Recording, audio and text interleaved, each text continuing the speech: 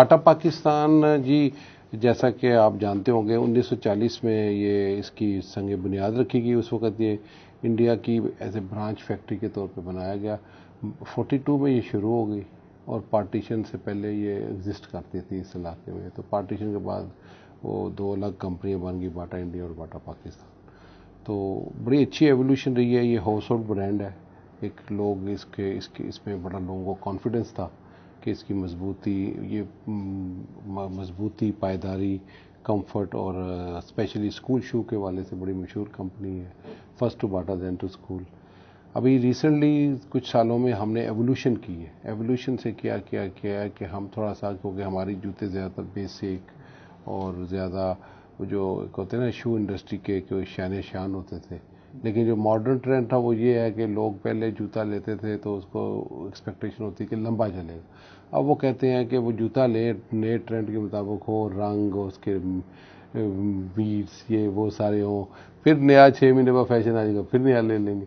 तो उस ज़रूरियात के मुताबिक। और दूसरा, दुनिया में एक ट्रेंड चला कि सबसे पहले लोग ड्रेस से कैजुअल की तरफ आए, ड्रेस से अब कैजुअल से आए और कैजुअल से अब एथलेटिक लेयर की तरफ जा रहे हैं। एथलेटिक लेयर ये है कि जूता कैजुअल जो होता है, ये एक ड्रेस जो होता है वो तो बड़ा चमड़े का एक ख़ास सूटेड बूटेड वाला होता है। कैजुअल है, ज़रा कंफर्ट होता है, उसके अंदर रंग और उसके अंदर मटेरियल डिफरेंट होते हैं। और इस तरह से अब एथलेटिक लेयर ये होता है कि वो एक जूता जो बहुत कंफर्टेबल, लाइट वेट, और वो जिसे स्नीकर कहते हैं आप, स्नीकर। तो इस ज़रूरियात को देखते हुए और बाटा की जो क्लाइंटल थी वो ज़्यादातर या तो बच्चे होते थे और या फिर जो एक मैच्योर लोग हो जाते थे। बीच वाला जो सेगमेंट था ना यूथ का, वो डिवर्ट हो रहा था। तो अब हमने एवोल्यूशन करके उस यूथ वाले सेक्टर को भी लाने की कोशिश कर रहे हैं। उसके लिए हमने क्या किया, उसके लिए हमने अपना स्टोर डिज़ाइन चेंज किया।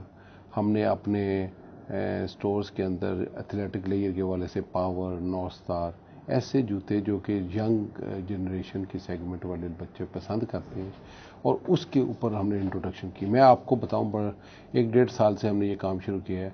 इस वक्त वो कोविड की वजह से हर कैटेगरी, हर बिजनेस डाउन है। हमारा वो वाला जो बिजनेस है ना, वो 170% जा रहा है। यानी पिछले साल ग्रोथ आई, उस ग्रोथ के ऊपर 170% ग्रोथ आई। वो इसलिए कि वो वाला जूते हैं जो कि इस वक्त जो हमारे यूथ है उनको चाहिए। ये सिर्फ उतने सेगमेंट की बात करूं, बाकी बिजनेस तो इफेक्ट हुआ है। जब फुटफॉल स्टोर मार्केट्स में कम हो रही है, लोगों की परचेजिंग पावर कम हो रही है, अनएम्प्लॉयमेंट बढ़ रही है, लोगों का बाकी खर्चा जो फैमिली बजट में पाई थी शूज़ अपैरल के लिए, वो कम से कम होती जाती है। यूटिलिटी, स्कूल, हेल्थ, वेलबींग पे ज़्यादा खर्च करके पैसा कम बच रहा है।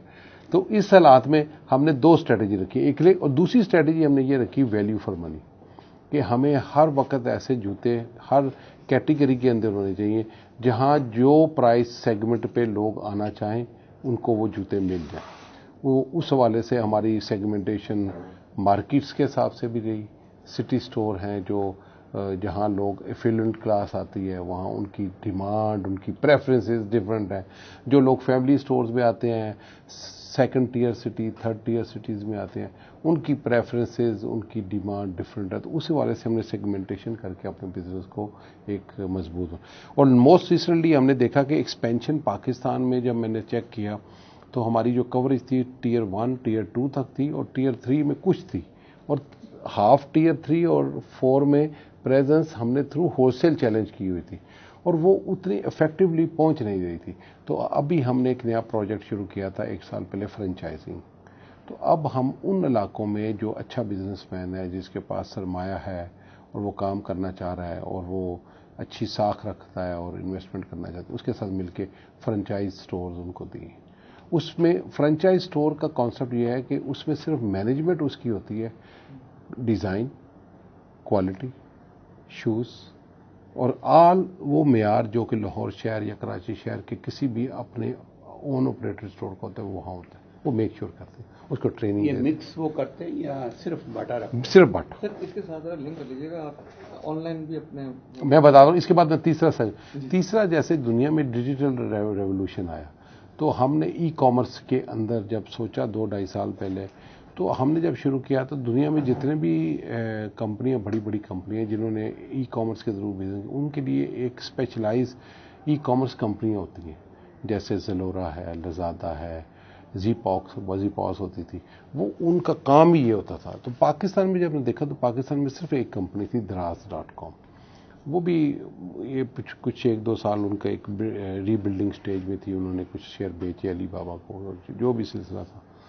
तो हमने ये फैसला किया कि हम अपना ई कॉमर्स का इंजन खुद बनाएंगे। तो हमने एक bata.com.pk बनाया। स्लो थे हम, लेकिन अपना था।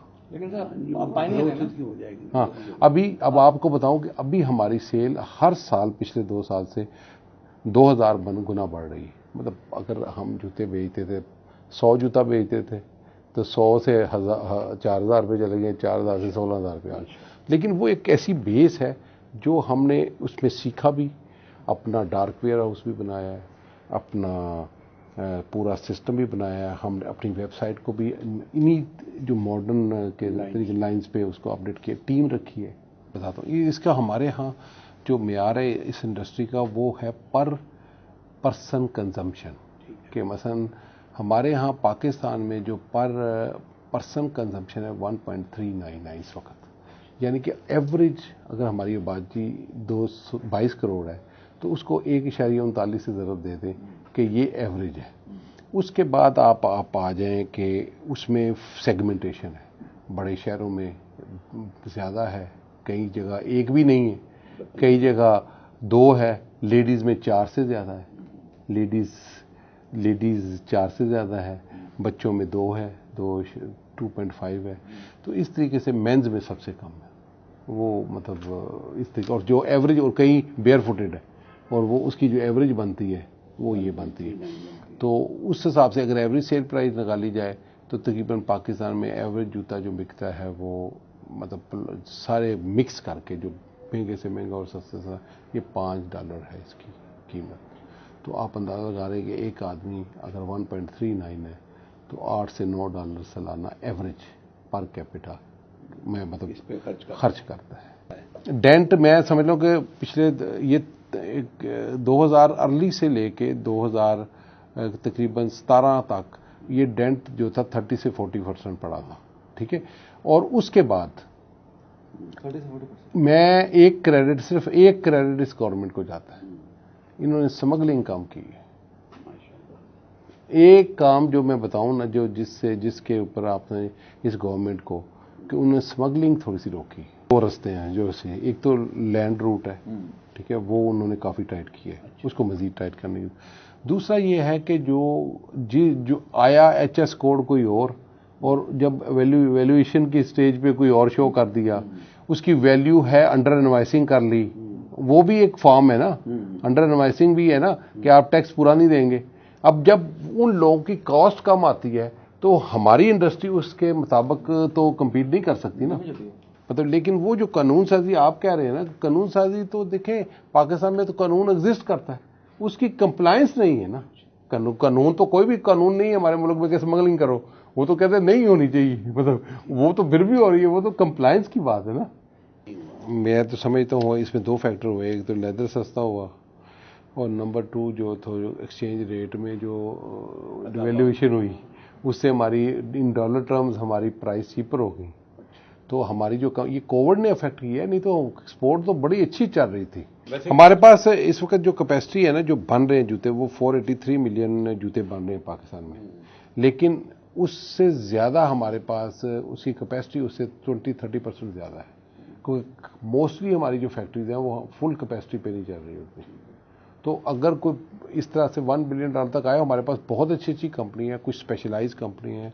हमारा ये सर्विस कंपनियों का मरीद के और उधर प्लांट है, वो भी हैं। फिर हमारी ये शेखुपुरे रोड के ऊपर 2-3 कंपनियां बहुत अच्छी हैं। फिर हमारी फराज फुटवेयर है एक, ये जो हश पपी के जिसके ब्रांड के जूते बनाते हैं, इसी तरह शफ़ी वाले हैं और दूसरे हैं। देखें बाकी उनकी जो लिमिटेशन, उन्होंने भी आगे मुख्तलिफ FPR हो गया, या अभी हम कल परसों की बात है, कर्नल साहब इस्लामाबाद में थे, हमने नेशनल टैरिफ कमीशन के साथ जो बातें आपसे कर रहे हैं, ये सारी बातें उनसे की हैं कि भाई ये रॉ मटेरियल सस्ते करो, हमें ज़रूर इंपोर्ट करनी है, हम अपने मुल्क में बना लेंगे, हमें रॉ मटेरियल दे दो, रॉ मटेरियल पे भी ड्यूटीज लगी हुई हैं। तो आप दोगे, वैल्यू एडिशन क्या होगा? लोकल। वैल्यू एडिशन लोकल होगा, लोगों को एम्प्लॉयमेंट मिलेगी, हमारी कंपनियों को होगा, आपका इंपोर्ट बिल कम आएगा, ताकि फैसिलिटेट करो। अब मैं थोड़ी सी फुटवेयर एसोसिएशन के बारे से बता दूं। फुटवेयर एसोसिएशन में एक तो हमारा इंपोर्ट सब्सिट्यूशन के लिए हमारी सपोर्ट है अपनी मैन्युफैक्चरिंग कंपनियों के लिए, कि हम उन पे सपोर्ट करें सबको।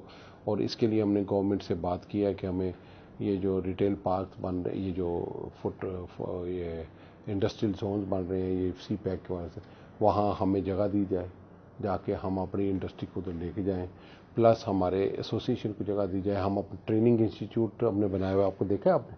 मैंने देखा नहीं। अभी आपको दिखाते हैं, हम डिज़ाइन आप बना रहे हैं। खबरें बड़ी जाती हैं। हाँ, इटालियन फुटवेयर के इटालियन एम्बेसडर के साथ हमने एक इटालियन कम को बना। बड़ा, हाँ, बड़ा जबरदस्त है जी जी। क्या नाम है? हाँ जी। और नहीं अभी वही है, साथ हमने डिज़ाइन हब उनके साथ बना रहे हैं मिलके। कोशिश ये कर रहे हैं कि जो एक्सपर्टीज़ है ना ये शू इंडस्ट्री में, वो इस एसोसिएशन की वसात से जो हमारे मैन्युफैक्चरिंग उन तक पहुँचे, उनको फैसिलिटेट करें और उसको उस लेवल पे ले जाएं जिस लेवल पे दूसरी, जैसे वियतनाम है या आप समझ लें इंडोनेशिया है, उनकी जो इंडस्ट्री है वो बहुत तेज़ी से ऊपर बढ़ी है। तो हम आराम से $1 बिलियन कर सकते हैं। वो तो धंधा से असं कहने ABU, अलाइड बिजनेस यूनिट। वो ये होता है कि हम जैसे जैसे काम बढ़ रहा है ना, छोटे छोटे वेंडर बन जाते हैं, छोटे छोटे गांव में। आप सही कह रहे हैं, उनको जाके आप दे दें और वो आपको स्टिच करके, उनको पहले ट्रेनिंग देते हैं थोड़ी देर, फिर उनको समझाते हैं और वो आपको स्टिचिंग करके देते हैं। स्टिचिंग में पाकिस्तान में वाहिद मुल्क है जहाँ मैन स्टिच करता है। दुनिया भर में स्टिचिंग औरतें करती हैं, उनके हाथ बारीक होते हैं, वो बेहतरीन है हमारे। और अभी भी पाकिस्तान में मैं बताऊं, पहले आज से 15-20 साल नहीं था, पिछले 5 साल में बहुत तेज़ी से इजाफा हुआ है कि वुमेन वर्कर फोर्स जो है वो स्टिचिंग यूनिट्स पे काम कर रही है। बाटा ने एक इंडस्ट्रियल स्कूल बनाया हुआ है, वहाँ हम क्या करते हैं, देहात से बच्चियों को ले लेते हैं और एक अपनी प्रेमिसेस कॉलोनी है हमारी, कॉम्प्लेक्स है, उसके अंदर स्टिचिंग स्कूल है, स्टिचिंग की ट्रेनिंग देते हैं। हर 3 माह में 25-30 लोग तैयार हो जाते हैं।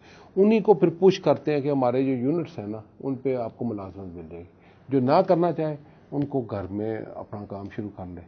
तो हम बहुत सारे ABUs बन चुके हैं। बहुत सी हमारी जो इंडस्ट्रीज़ हैं उनमें 50% स्टिचिंग खुद करते हैं, 50% आउटसोर्स करते हैं, और वो इसी तरह कॉटेज इंडस्ट्री में हो रही है।